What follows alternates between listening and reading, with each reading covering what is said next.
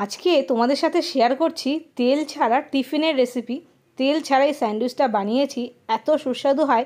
স্কুলের টিফিনে হোক বা সকালে ব্রেকফাস্টে তোমরা বানাতে পারো।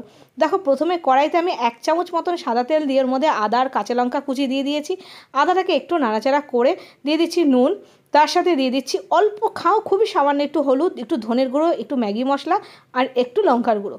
তারপরে দিয়ে মশলাটাকে একটু নাড়াচাড়া করে সেদ্ধ করে রেখেছিলাম আলু, সেটা হাত দিয়ে ভেঙে নিয়েছিলাম, সেটা দিয়ে দিলাম। দিয়ে আলুর সাথে বেশ ভালো করে মশলাটা নাড়িয়ে নিচ্ছি। একটু ম্যাগি মশলা দিলে না সুন্দর একটা গন্ধ আসে, খেতে ভালো লাগে, সেই জন্য অল্প একটু ম্যাগি মশলা দিয়েছিলাম।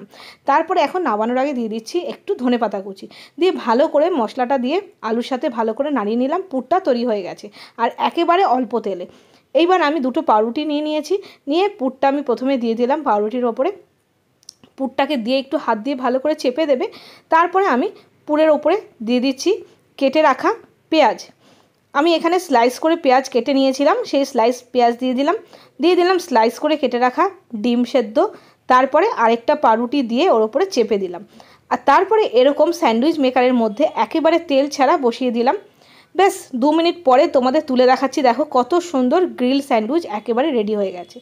এইবার মাঝখান থেকে হাত দিয়ে চেপে এরকমভাবে ট্রায়াঙ্গেল করে কেটে নিলেই কিন্তু একেবারে তোমার স্যান্ডউইচ রেডি।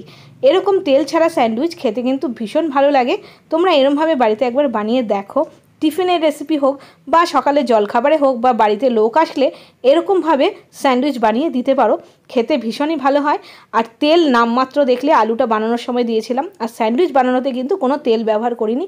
তো কেমন লাগলো জানিও, ভালো লাগলে অবশ্যই করে কমেন্ট করো, সাবস্ক্রাইব করো, লাইক দিও। আজকে এই পর্যন্তই, দেখা হচ্ছে আরও নতুন নতুন রেসিপির সাথে। ততক্ষণের জন্য বাই বাই।